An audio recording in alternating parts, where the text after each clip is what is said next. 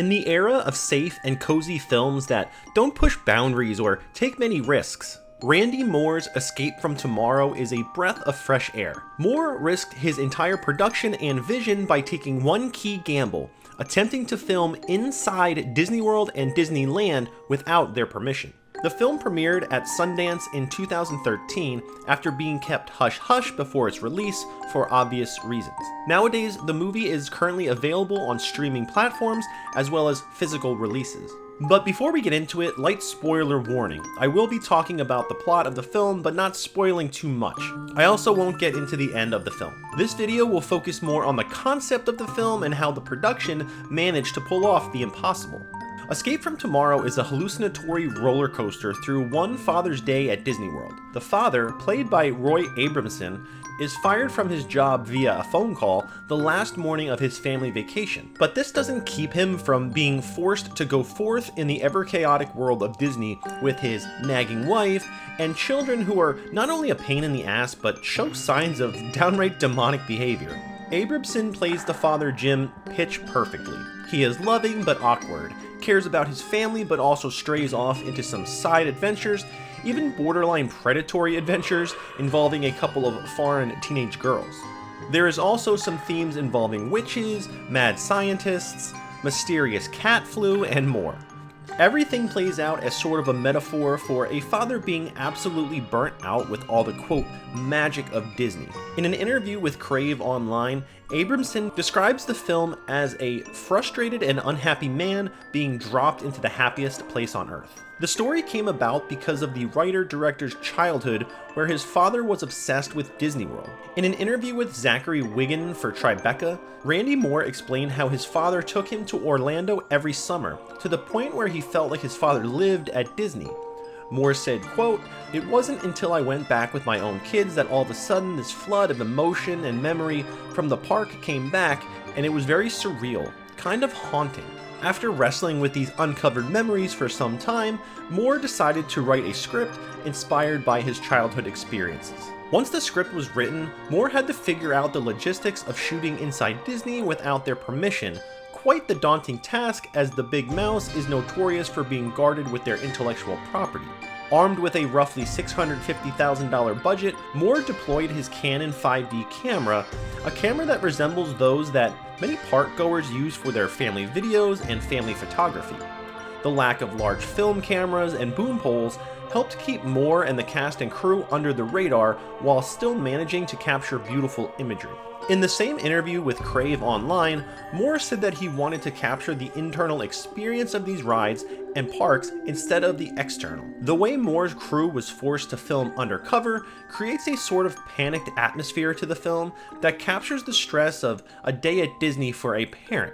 The hallucinogenic visuals also help create an oppressive atmosphere in the happy place Disney that creates an interesting and haunting juxtaposition. The planning on the film was meticulous out of necessity.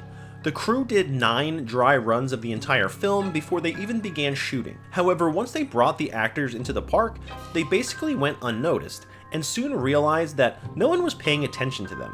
The park goers were far more concerned with creating their own memorable family experiences than what the crew was up to. However, there was one incident that almost got them caught. In the same interview, Roy Abramson told the story of how the cast members playing the family had to be filmed entering the park through the turnstiles. However, they needed multiple angles, meaning multiple takes. This caught the eye of security, who questioned Abramson. The actor thought quick on his feet and told them he had forgot the sunscreen for the kids. However, security then thought he was a celebrity and the camera operators were paparazzi. Finally, security demanded that Abramson and the actor playing the son come with them.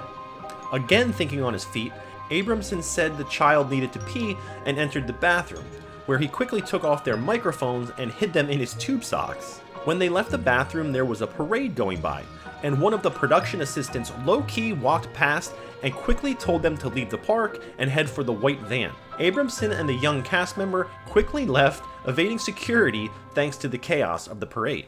This raises questions about the future of guerrilla filmmakers. Escape from Tomorrow was released way back in 2013, cameras have become more and more compact and more powerful. Randy Moore even said back then that eventually cell phones would be capable of capturing feature films, and that definitely rings true today. In the modern age, we even have cameras inside pairs of eyeglasses. This opens up endless creative possibilities. It's yet to be seen if the next generation of filmmakers will use this technology to infiltrate theme parks and other places to create daring works of art. Or will they focus more on making content for TikTok and Instagram? Not that there's anything wrong with that, but it will be curious to see if filmmakers begin taking more chances shooting in forbidden places while trying to push the limits of creativity. Believe it or not, there are other movies that were shot undercover in Disney. In 2012, Josh and Jeremiah Dawes filmed Missing in the Mansion, undercover at Disneyland's Haunted Mansion. The fact they shot the film found footage style likely made it easier to blend in with the park goers. It's a short film and worth checking out if you're this far into this video. I'll put a link in the description. Going back in time even further, the 1984 low-budget crime movie Blonde Death uses footage shot inside Disneyland without permission in a crucial scene involving a series of violent events. This all raises an interesting question. Why did Disney stay silent through all of this? They surely knew films like Escape from Tomorrow existed once they were released, but Disney never took any legal action as far as I'm aware. Perhaps this is a carefully calculated strategy by Disney. Meaning, if Disney had sued Randy Moore and his team for filming without permission, it would likely have only drawn a mass amount of attention to the film.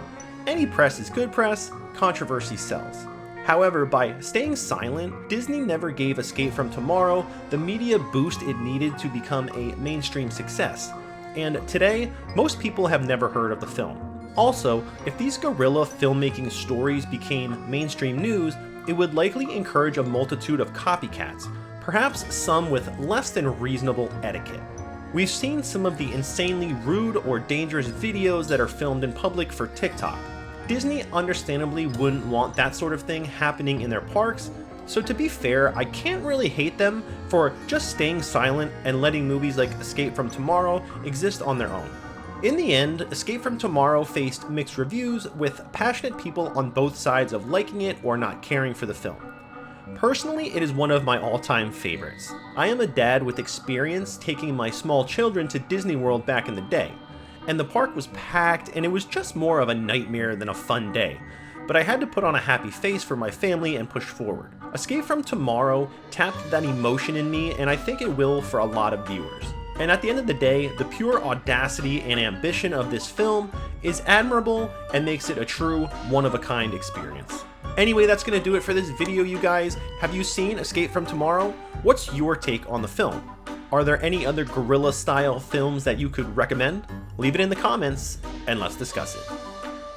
Thank you guys so much for watching. If you enjoyed this video, feel free to like and subscribe. For more content, check out darkfictionfactory.com and more here on our Dark Fiction Factory YouTube. Until next time, stay happy, friends, and take care.